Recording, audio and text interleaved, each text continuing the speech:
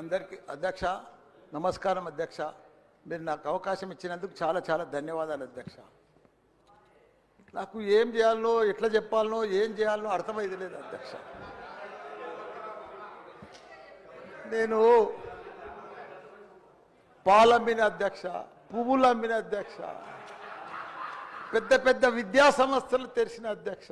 ప్రపంచంలోనే భారతదేశంలోనే పెద్ద విద్యా సంస్థలు తెలంగాణ ఎవరికన్నా ఉన్నాయంటే అవి మల్లారెడ్డికి ఉన్నాయి అధ్యక్ష. కానీ ఇప్పుడు అంతా అయోమయం ఆగం ఉంది అధ్యక్ష. ఎట్లా అంటే నా మేడ్చల్ నియోజకవర్గం అధ్యక్ష, భారతదేశంలోనే ఏకైక నియోజకవర్గం మేడ్చల్. నేను జిల్లా చెప్తలేను అధ్యక్ష, నియోజకవర్గం నాది పెద్దది అధ్యక్ష. 7 మున్సిపాలిటీలు, 3 కార్పొరేషన్లు, 61 గ్రామాలున్న ఏకైక మేడ్చల్ నియోజకవర్గం మల్లారెడ్డి అధ్యక్ష. దాన్ని అతులం కుతులం చేస్తున్నారు అధ్యక్ష. దాన్ని జిహెచ్ఎంసీ అని. ఇప్పుడు నా తన 7 మున్సిపాలిటీలు ఉన్నాయి, 3 కార్పొరేషన్లు ఉన్నాయి, 61 గ్రామాలు ఉన్నాయి. అందులో 28 గ్రామాలు తీసి మున్సిపాలిటీలలో కలిపేసారు పక్కకునే గ్రామం. ఆ మున్సిపాలిటీలన్నీ ఇప్పుడు వాళ్ళ పీరియడ్ అయిపోగానే జనవరి 27కు అవి జిహెచ్ఎంసీలో చేస్తారట. నా టైంలో ఒక్కటే పీరియడ్ అయింది వాళ్ళు గెలిచి. నా దగ్గర ఒక్క మేడ్చల్ నియోజకవర్గంలోనే కార్పొరేటర్లు, కౌన్సిలర్లు, మేయర్లు, జిల్లా పరిషత్ చైర్మన్లు, సర్పంచ్లు, ఎంపీటీసీలు, వార్డు మెంబర్లు వీళ్ళందరూ కలిసి ఒక్క మేడ్చల్లో 444 మంది నా తన లీడర్లు ఎదిగిరు అధ్యక్ష. ఇవాళ వాళ్ళంతా మటాష్ అయిపోయారు. మొత్తం సగం మంది కాంగ్రెస్లకే వచ్చారు. అయోమయంలో పడిపోయారు వాళ్ళు మొత్తం కాంగ్రెస్లో.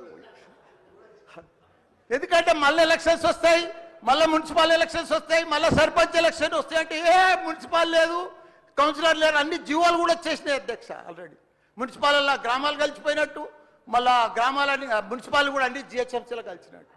ఒకటి అధ్యక్ష, కలుపుని తప్పు లేదు. 9 మున్సిపాలిటీలు అప్పుడు సరౌండింగ్ షేర్లింగంపల్లి కానీ కొద్బుల్లాపూర్ కానీ ఇవన్నీ కలిపినప్పుడు ఏమీ లేదు. ఇప్పుడు మా తాన కూడా మున్సిపాలిటీలలో ఇప్పుడిప్పుడే ఈ 5 ఏళ్ళనే డెవలప్ చేసినాం మేము. కానీ ఇప్పుడు ఇప్పటికి ఇంకా గ్రామీణ వాతావరణమే ఉంది, ఇంకా పొలాలే ఉన్నాయి, ఇంకా సరిగా బాత్రూమ్లు కూడా సరిగా లేవు ప్రజలకు, ఇంకా పెంకిటిల్లే ఉన్నాయి. అవన్నీ కూడా జిహెచ్ఎంసీలో కలిపితే పరిస్థితి ఇప్పుడు బంజారాల్లో, జూబ్లీహిల్స్లో అదే ట్యాక్స్ ఉంటుంది, మా గ్రామాలలో అదే ట్యాక్స్ ఉంటుంది అధ్యక్ష. ఈ పైసలన్నీ కూడా తీసుకుపోయి ఏదైనా పెద్ద పెద్ద ఫ్లైఓవర్లు వేయాలన్నా ఏది వేయాలన్నా మళ్ళీ జూబ్లీహిల్స్, బంజారాలని ఖర్చు పెడతారు అధ్యక్ష. మా పుణ్యాన్ని మా మున్సిపాలిటీలో అట్లనే ఉండని, ఇంకో పీరియడ్ ఉండని, ఇంకో 2 ఉండని. శ్రీధర్ బాబు గారు, మా సీఎం కూడా చెప్పండి మీరు దయచేసి ఈ సభ ద్వారా మా మున్సిపాలిటీలో ఇంకో పీరియడ్ ఉంటే మంచిగా అవుతుంది. ఎందుకంటే గ్రామీణ ప్రాంతాలు ఉన్నాయి, ఇంకా వ్యవసాయాలు ఉన్నాయి, ఇంకా పెంకటిళ్ళు ఉన్నాయి. మనం అన్ని ఇప్పుడు అన్నీ కూడా జిహెచ్ఎంసీలో కలిసినట్టు. నాకు రూరల్ లేదు, ఎంపీటీసీ లేదు, సర్పంచ్ లేడు, కౌన్సిలర్ లేడు, ఓన్లీ కార్పొరేటర్. అది కూడా 20-30 వేలకు ఒక్కరు అవుతారు. 444 మంది పోయి 40 మంది కూడా గారు 8-10 మంది అవుతారు నా నియోజకవర్గం. 6,48,000 ఓట్లు ఉన్నాయి అధ్యక్ష. అది అయిపోయిందా? ఈ పార్టీకి అయిపోయింది. దయచేసి అది చెప్పినా మీకు అంత మనవించుకున్నా. హైడ్రా భారతదేశంలోనే మన హైదరాబాద్ అంటే, తెలంగాణ రాష్ట్రం అంటే ప్రపంచమంతా మోగిపోయింది అధ్యక్ష. ఐటీ రంగంలో కానీ, ప్రతి ఒక్క డెవలప్మెంట్లో కానీ, ప్రతి దాంట్లో కూడా హైడ్రా వచ్చినాక ఒక్కసారి హైడ్రా ఏం పెద్ద తప్పు పని చేయలే. కానీ హైడ్రా వచ్చినాక ఒక భయాందోళనతో మొత్తం కుప్పగొలిపోయింది అధ్యక్ష. హైదరాబాద్ సిటీ దిష్టి తగిలిపోయింది అధ్యక్ష.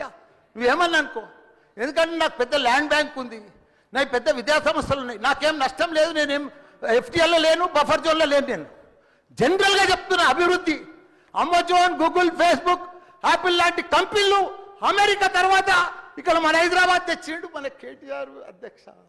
హెడ్ క్వార్టర్స్ ఈయనే ఉండే అధ్యక్ష. ఐటీలా మనం కర్ణాటక, బెంగళూరు మించినాం అధ్యక్ష. ఇక్కడ 9 లక్షల మంది ఉద్యోగాలు చేస్తున్నారు, ఐటీ ఉద్యోగాలు. పెద్ద పెద్ద ప్రపంచం అంతా కూడా హైడ్రా తీసుకొచ్చి పెద్ద పెద్ద వాళ్ళకు బుగులు పట్టిపోయింది అధ్యక్ష. గరీబుల్లో అయితే గుండెలు వలిగిపోయినాయి అధ్యక్ష. మరి అది ఎందుకు తెచ్చిర్రో ఏమో మళ్ళీ నాకు అర్థం కాదు. ఇప్పుడు ఒకటి అధ్యక్ష, ఇప్పుడు నాయే కొన్ని ఎఫ్టీఎల్ ఉన్నాయనుకో, ఎగ్జాంపుల్ చెప్తా శ్రీధర్ బాబానా. మన ఇంట్లో మన సెల్ ఫోన్లో చూస్తే మన భూమి అన్న జర్సెప్టి ద ఫ్లో అయిపోతుంది అన్న, మీకు దండం పెడతా. మీరంతా చాలా మేధావులు. మన ఇంట్లో కూర్చొని కూడా మన పొలం హైడ్రాల్ ఉందా, చెరువు ఎఫ్టీఎల్ ఉందా, బఫర్ జోన్లు ఉందా చూసుకోవచ్చు. అంత టెక్నాలజీ వచ్చింది. గూగుల్లోకి పోతే చూసుకోవచ్చు.